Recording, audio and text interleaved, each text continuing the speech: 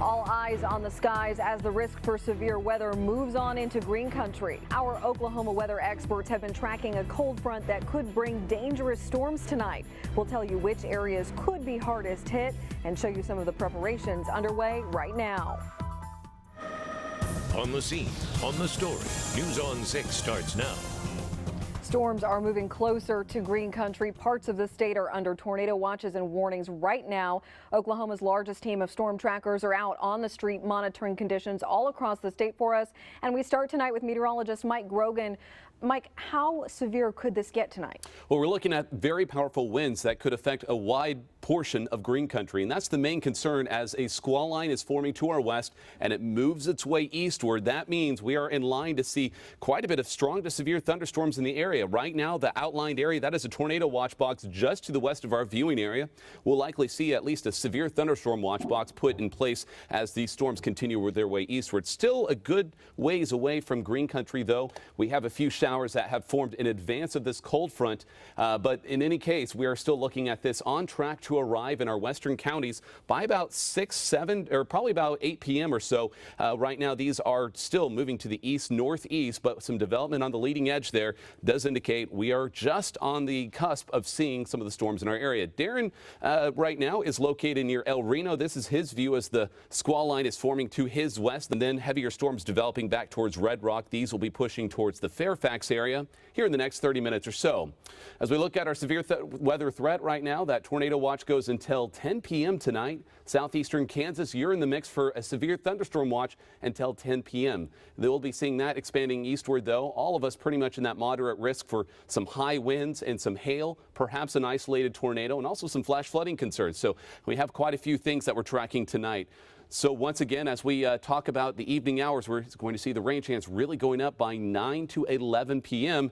And that is when we're expecting those storms to arrive. More details on that timeline and what lies beyond then in just a bit. All right, something to watch for tonight. Yes. All right, thanks, Mike.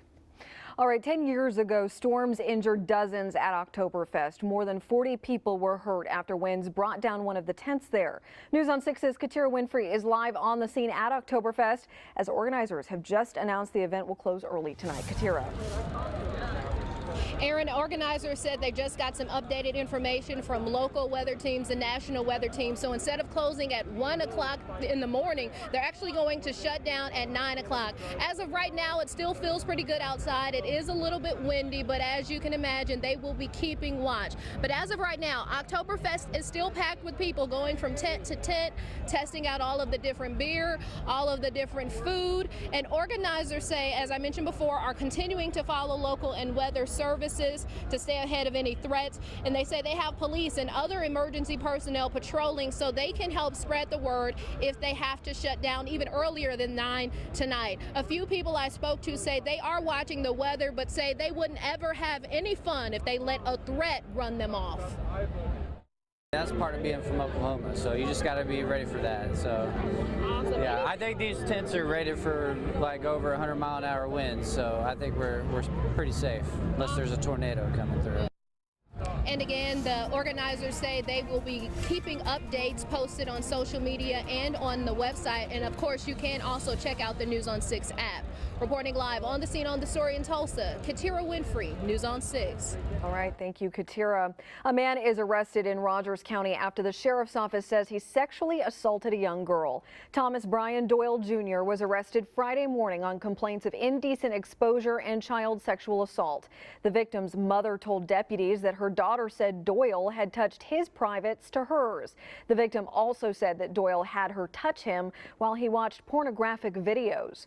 According to court documents, one of Doyle's underage relatives recently filed a separate report saying he had smoked meth in front of her, telling her she could walk around naked, and offered to have sex with her when she turned 18.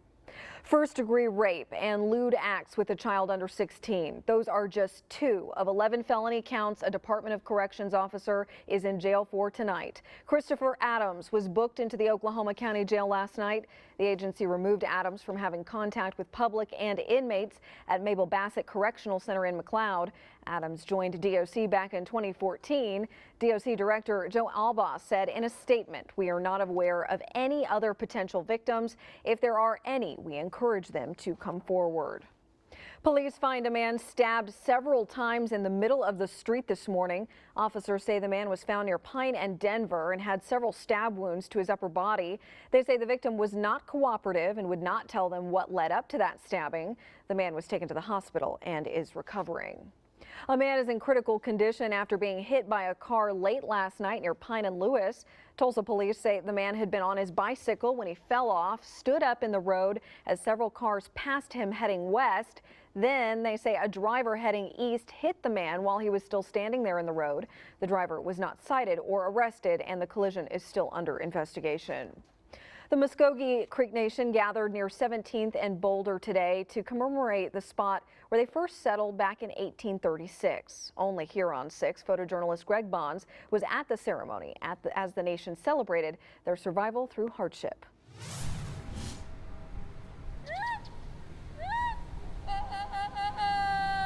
Today we held a commemorative ceremony marking our arrival as Muskogee people.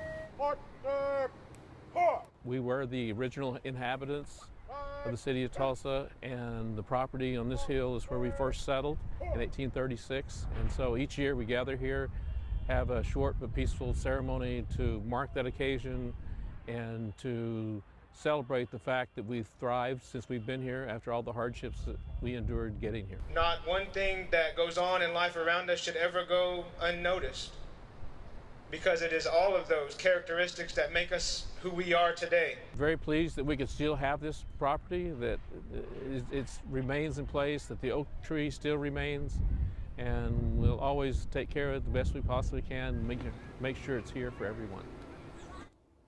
A Green Country town is honoring American heroes wounded in combat. Bixby is now the third community in eastern Oklahoma to become a Purple Heart City. The city held a ceremony this afternoon at Charlie Young Park to honor those who have received a Purple Heart. Leaders say they hope this will encourage people to show appreciation to all of those who have served in the armed forces. When 3% of the country's people have fought for the freedom for the rest of the country, that means a lot. And Bixby City Council will officially proclaim the town a Purple Heart City coming up on Monday. And we continue to monitor the skies as potentially severe storms move closer to our Osage Casino Skycam network. Meteorologist Mike Rogan has an updated look at the storm's projected timeline. And just weeks after the state fair, Tulsa's Expo Center has been transformed into the site of an Arabian horse show. We'll show you the transformation coming up.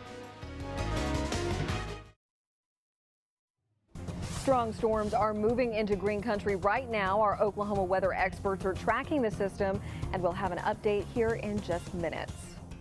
The 51st annual Arabian Horse Show is here with hundreds of horses, along with their owners and trainers in town. The event is back-to-back with the Tulsa State Fair, which means a very quick change of scenery to get ready for all those horses. News on 6's Amy Slanchik is on the story for us. Every year, the River Spirit Expo transforms from the Tulsa State Fair with hundreds of vendors packed inside here to a wide open space for the horses. The horses are warming up for their competitions on 650 truckloads of dirt hauled into the expo. The changes come just days after the fair. Michaela Bogie with the Arabian Horse Association says it's always a smooth transition. They do a fantastic job, and we don't see how hard they work, really. I mean, they do it so flawlessly, so we definitely appreciate that. Stalls for nearly 2,000 horses are put in place in the expo and the barns, where Ella and Hadley Meisinger came by to pet some of the horses. Well, we just like horses so much. I really want to ride one. Me too.